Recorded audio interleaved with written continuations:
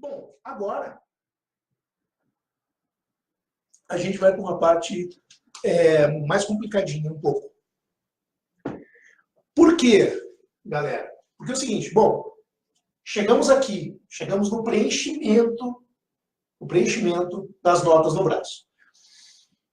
Agora, isso aqui, meu Deus, a gente vai precisar organizar.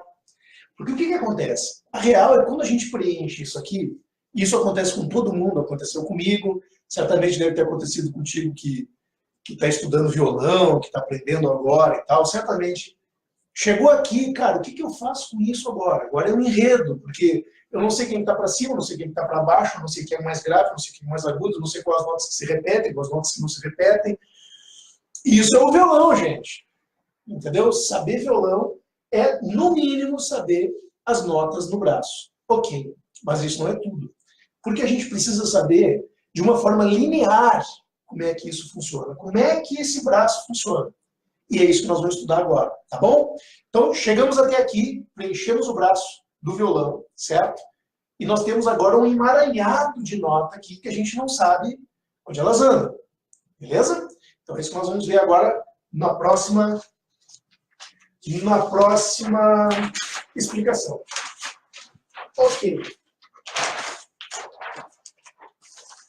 Antes de mais nada, certo? Nós vamos ver uma coisa chamada tessitura. A tessitura é um negócio muitíssimo importante. Muitíssimo importante. Porque a tessitura, gente, é o que um instrumento tem de mais grave até o que ele tem de mais agudo, certo? São os extremos do instrumento. Alguns instrumentos atingem, sei lá, 3/8, um piano pode chegar a 7/8. Eu não sei, alguns outros instrumentos, assim, não sei precisar, né? Uma flauta, quando chegar a voz humana, né? A voz humana, sei lá, tem os baixos, os barítonos, os tenores, os sopranos, cada uma dessas pessoas, cada uma dessas vozes tem uma tessitura. Ou seja, é o máximo de grave e o máximo de agudo, né? As notas que tu consegue fazer nesse meio aí, entre o grave, o máximo de grave que tu tem e o máximo de agudo que tu tem. Isso todos os instrumentos são assim. Todos os instrumentos têm a sua limitação de grave e sua limitação de agudo. Existem instrumentos fantásticos, como o piano, por exemplo, que tem muitos graves e tem muitos agudos. Tá? O violão não fica muito para trás, porque o violão é um instrumento que tem 3/8 e mais uma quinta justa. O que é isso, Sulimar? O que é 3/8 e uma quinta justa?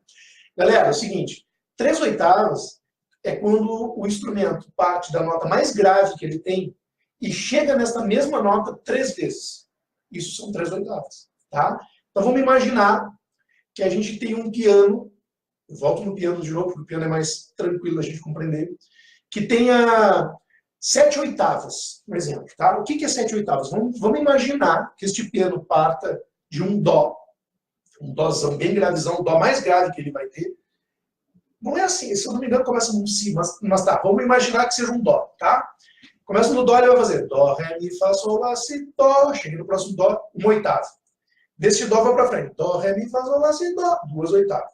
Dó, ré, mi, fá, sol, lá, si, dó. 3/8. Dó, ré, mi, fá, sol, lá, si, dó. 4/8. Dó, ré, mi, fá, sol, lá, si, 5/8. Dó, ré, mi, fá, sol, lá, 6/8. Dó, ré, mi, fá, sol, lá, cis, né? Até o próximo dó são 7/8. Ou seja, ele chega nele 7 vezes, certo? Encontrou a nota da nota mais grave, a nota mais aguda. Ele chegou 7 vezes nele, tá? Às vezes tem uns resquícios de nota. Às vezes um pouquinho mais grave, às vezes um pouquinho mais aguda, que é o que acontece com o violão. O violão chega nele 3 vezes e ainda tem mais um rabinho até o si, que eu vou explicar para vocês como é que a gente vai chegar lá. Beleza? Bom, depois que nós vimos a explicação passada, entendemos todas as notas no braço do violão. Um braço tipo esse, só que agora esse gráfico está um pouquinho diferente, tá?